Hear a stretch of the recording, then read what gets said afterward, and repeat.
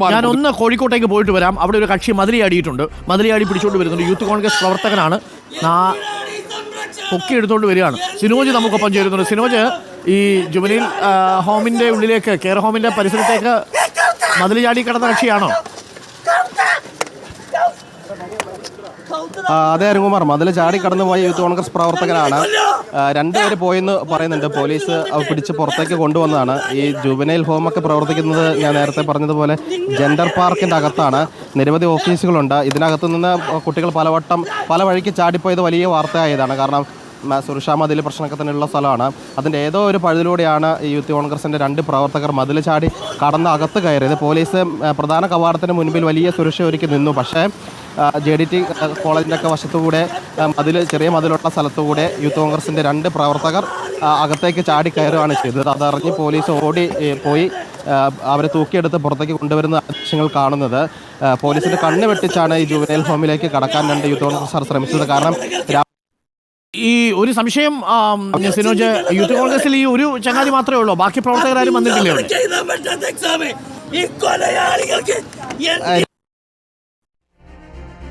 March നടത്താൻ പോകുന്നതിനിടയിൽ രണ്ടുപേർ മതിൽ ചാടിക്കടന്ന് രഹസ്യമായി പ്രതിഷേധിക്കാൻ വേണ്ടി അകത്തോട്ട് പോയ രണ്ടുപേരാണ്.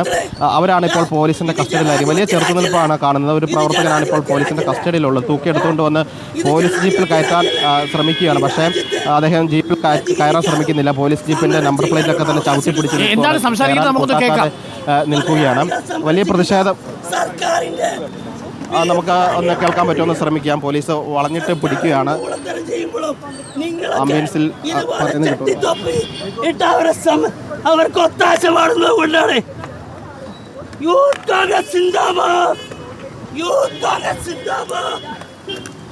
എന്നാലും പോലീസ് ജീപ്പിന്റെ പുറകിലെ സീറ്റിൽ യൂത്ത് കോൺഗ്രസ് പ്രവർത്തകനെ കയറ്റുകയാണ്. ബലം പ്രയോഗിച്ച് കയറ്റുകയാണ്. ഇവർ മതിൽ ചാടി കടന്നു പോകുന്ന ദൃശ്യങ്ങൾ മൊബൈലിൽ നമ്മുടെ സാരഥി അഖിൽ എടുത്തിട്ടുണ്ട്. ഗ്രൂപ്പിലേക്ക് അയക്കാം. അതെടുത്ത് നമുക്ക് കാണിക്കാവുന്നതാണ്. അതായത് ആ ദൃശ്യങ്ങൾ കൂടി കാണിക്കാം. ആരുടെയും ശ്രദ്ധയിൽപ്പെടാതെ വേറൊരു വശത്തു കൂടി അകത്ത് കടന്ന രണ്ട് യൂത്ത് കോൺഗ്രസിൻ്റെ രണ്ട് പ്രവർത്തകരാണ്. ഇവർ അകത്ത് കടന്നപ്പോഴാണ് പോലീസ് അറിയുന്നത്. ഇങ്ങനെ രണ്ടുപേർ അകത്ത് കടന്നു എന്ന് അറിയുകയും പോലീസ് പ്രധാന ഗേറ്റിൽ നിന്ന് ഓടിപ്പോയി പിടിച്ചുകൊണ്ടുവന്നു. ഇപ്പോൾ രണ്ടാമത്തെ ആളെ പിടിച്ചുകൊണ്ടുവന്ന് പോലീസുമായി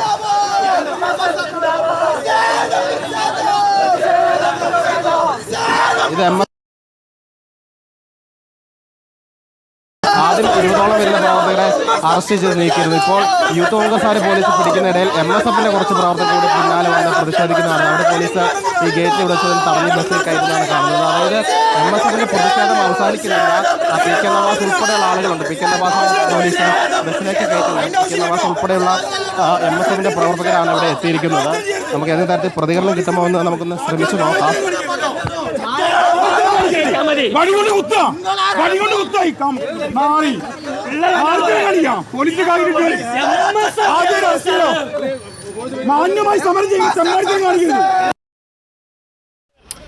ഓക്കെ, ജുവനൈൽ ഹോമിന്റെ മതിൽ ചാടി രണ്ട് യൂത്ത് കോൺഗ്രസ് പ്രവർത്തകർ പ്രതിഷേധിക്കാനെത്തി.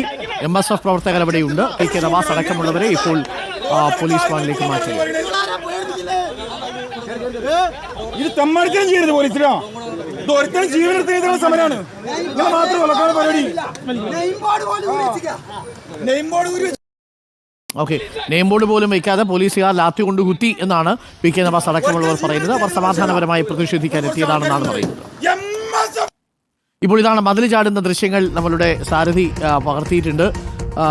മതിൽ ചാടി പോലീസുകാരുടെ ഇടയിൽ കൂടി ഓടി പോകുന്നുണ്ടല്ലോ. പോലീസുകാർ ഇതെന്താണെന്ന് മനസ്സിലായില്ലേ? അതിലൊരു വനിത, രണ്ടുപേര് ചാടിയിട്ടുണ്ട് എന്നാണ് മനസ്സിലാക്കുന്നത്. പുരുഷ പോലീസുകാർ അവിടെ നിന്നതുകൊണ്ട് വനിതയെ തടഞ്ഞില്ല എന്നാണ് മനസ്സിലാക്കുന്നത്. വനിത ജുവനൈൽ ഹോമിൻ്റെ കോമ്പൗണ്ടിനുള്ളിലേക്ക് ചാടിയിട്ടുണ്ട്. ഈ ജുവനൈൽ ഹോമിൻ്റെ ഉള്ളിലേക്കൊക്കെ ട്രസ്പാസ് ചെയ്താൽ അത് വീണ്ടും അടുത്ത കേസായിട്ട് വരും. പക്ഷേ എങ്കിലും ശക്തമായി പ്രതിഷേധിക്കാൻ വേണ്ടിയാണ് യൂത്ത് കോൺഗ്രസ് പ്രവർത്തകർ എത്തുന്നത്. ഇപ്പോൾ യൂത്ത് കോൺഗ്രസിലെ ഒരു വനിത ഇപ്പോൾ അവിടെ എത്തിയിട്ടുണ്ട്. മതിൽ ചാടി ഉള്ളിൽ വന്നതിൻ്റെ ദൃശ്യങ്ങൾ ഞങ്ങളുടെ ഡ്രൈവർ പകർത്തിയ ദൃശ്യങ്ങളാണ് ഇപ്പോൾ പ്രേക്ഷകർ കാണുന്നത്. മറുഭാഗത്ത് പ്രേക്ഷകർ കാണുന്നത് MSFലെ പ്രവർത്തകരുമായിട്ട് പോലീസ് വാഹനം പോകുന്നു. ജുവനൈൽ ഹോമിൻ്റെ മതിൽ ചാടിയ രണ്ട് യൂത്ത് കോൺഗ്രസ് പ്രവർത്തകരെയും പോലീസ് അവിടെ നിന്ന് നീക്കിയിട്ടുണ്ട്. ഇവിടെയാണ് ഈ 5 കുട്ടികളും ഇന്നിപ്പോൾ പരീക്ഷ എഴുതാൻ പോകുന്നത്. താമരശ്ശേരിയിൽ ഷഹബാസിനെ മർദ്ദിച്ച് കൊലപ്പെടുത്തിയ കേസിൽ ഈ ഷഹബാസിനെ മർദ്ദിച്ച 5 പേരും ഈ ജുവനൈൽ ഹോമിലാണ് പരീക്ഷ എഴുതുക. യൂത്ത് കോൺഗ്രസിന്റെ പ്രതിഷേധമാണ് കണ്ടത്. എന്നാലും ആ പ്രതിഷേധം കൊണ്ട് ഒരു കാര്യം ഗുണമുണ്ടായി. ഇങ്ങനെ മതിൽ ചാടാൻ പറ്റുന്ന തരത്തിലുള്ളൊരു സംവിധാനം അവിടെ ഉണ്ട് എന്നുള്ളത് മനസ്സിലായി. ചുമ്മാതല്ല ഈ ജുവനൈൽ ഹോമിൽ നിന്ന് പിള്ളേർ മതിൽ ചാടി പോകുന്നത്. കുറച്ചുകൂടിയൊക്കെ നിരീക്ഷണം നല്ലതായിരിക്കും എന്ന് തോന്നുന്നു. മതിൽ ചാടാൻ പാകത്തിനുള്ള സംവിധാനം അവിടെ ഉണ്ട് എന്നുള്ളത് മതിൽ ചാടിയപ്പോൾ മനസ്സിലായല്ലോ. വേറെ ചില പ്രതിഷേധമൊക്കെ ഉണ്ടെങ്കിൽ പോലും. അപ്പോൾ